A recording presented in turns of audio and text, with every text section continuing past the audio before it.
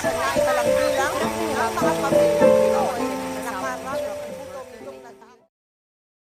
Kahirapan na tila dahil raw sa mga patugan, mga taong wala raw pangarap na nais makamtan. Ngunit, lingid sa ating kaalaman na sa una pa lamang ay hindi naman ito ang ninais nilang patunguhan.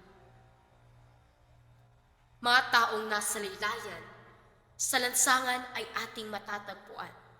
Mga kapwang sikmura ay kumakalam. Tinatawag na mangmang at walang alam. Mga bulsa ay walang laman. Katawan ay butot laman. Kinakain kahit napulot lamang sa basurahan. Mahirap maging mahirap.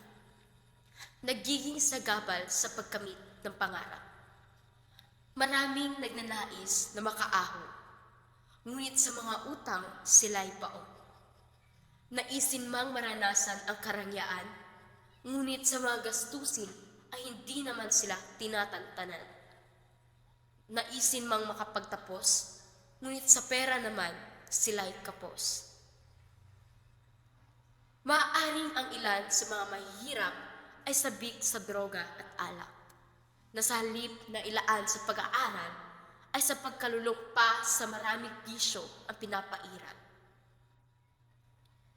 Ngunit nagpupursige ang karamihan upang ang kahirapan ay hindi na mapalagian, na dapat ito lamang ay dinadaraanan. Kung kaya't imbis na katamaran ay ipamalas, matuto tayong magpursige at isipin ang bukas, upang ang kabuhayay mabigyang lunas at maibsan ang hirap na dinaranas. Tayo ay may sari-sariling diskarte kung paano makaaangat at makakampante.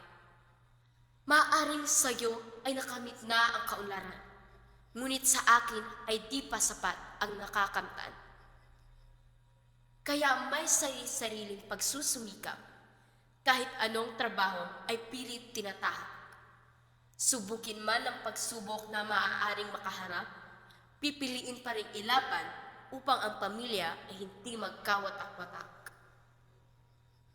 Ngunit, hindi lahat ay nagtatagumpay na walang tumutulong at umaalalay. Kaya may pamahalaang ating hinihintay na kayang umaksyon at umagapay. May mga programang itinatalaga na sinasabing magtatawid sa ating mga dukha. Ito na ba ang solusyon sa sinasabi nilang pag-ahon? Ngunit, bakit hanggang sa kasalukuyan laganap pa rin ang karalitaan? Mga batang sikmura, iwalang laman, na pati sa eskwelahan ay napag-iiwanan. Kailan ba ito mababawasan? Kailan ba ito maiibsan?